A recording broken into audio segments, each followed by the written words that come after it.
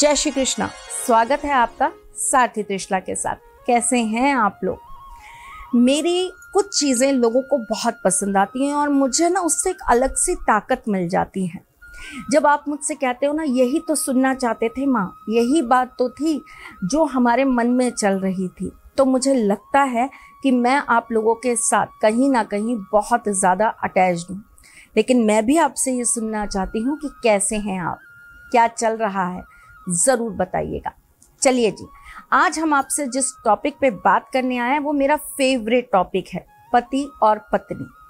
जब इस रिश्ते में कड़वाहट आ जाती है ना, जब इस रिश्ते में अधूरापन आने लगता है, जब दो इंसान एक होकर जिनके नाम ही एक हो जाते हैं, आप सोचिए ना, जब भी कोई किसी को पुकारता है तो कैसे पुकारता है? ये उनकी वाइफ हैं, ये उनके हस्बैंड हैं।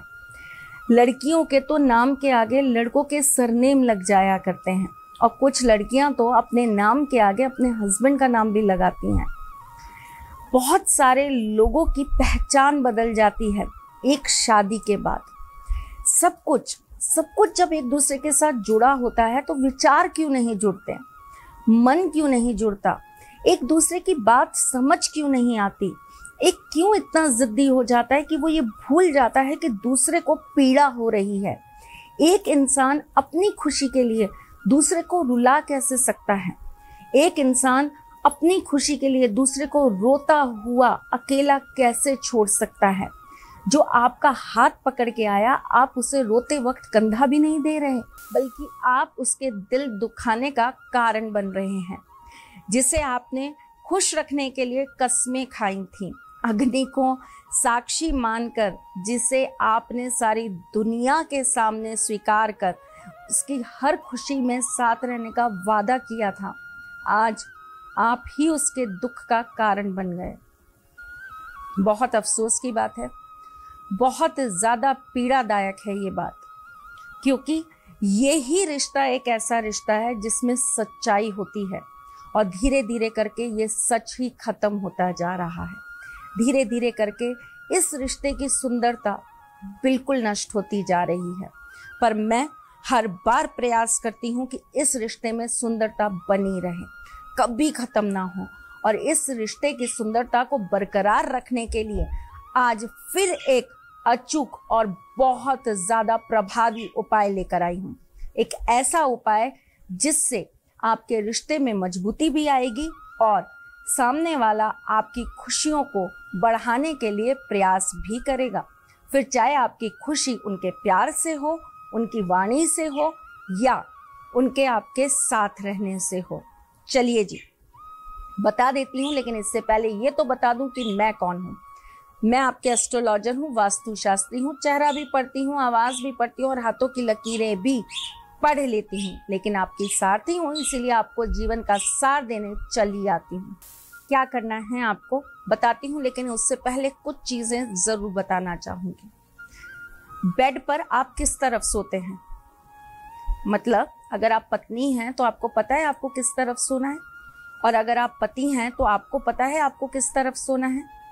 नहीं, मैं बता देती हूँ।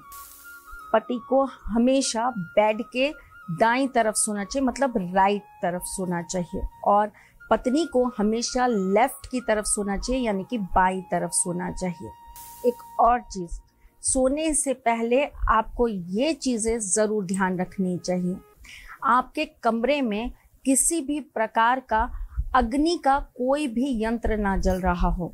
जैसे कि हम अक्सर वो मच्छर मारने की अगरबत्ती लगा के सो जाते हैं ना, अगरबत्ती जिसके अंदर से थोड़ा थोड़ा निकलता रहता है धुआं, लेकिन साथ में वो जलती भी है।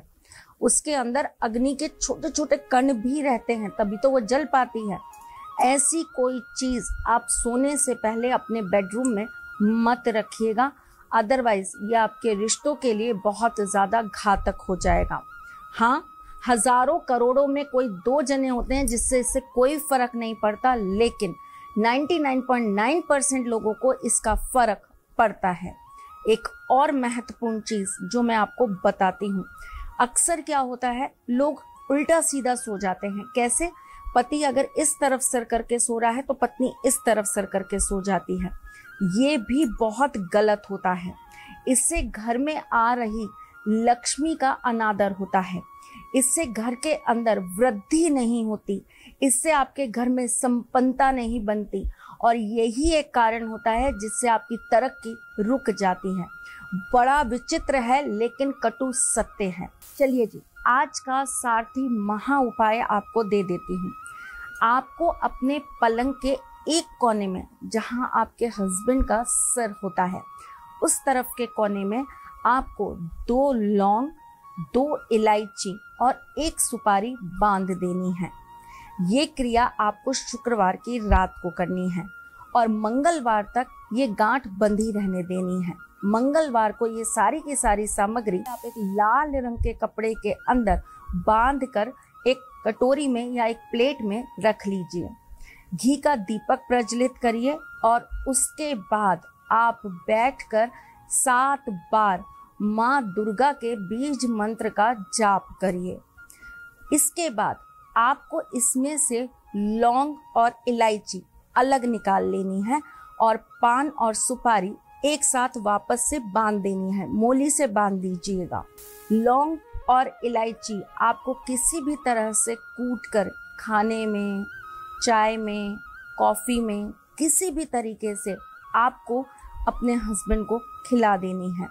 और जो पान और सुपारी है उसे आपको ले जाकर दुर्गा माँ के मंदिर में चढ़ा देना है।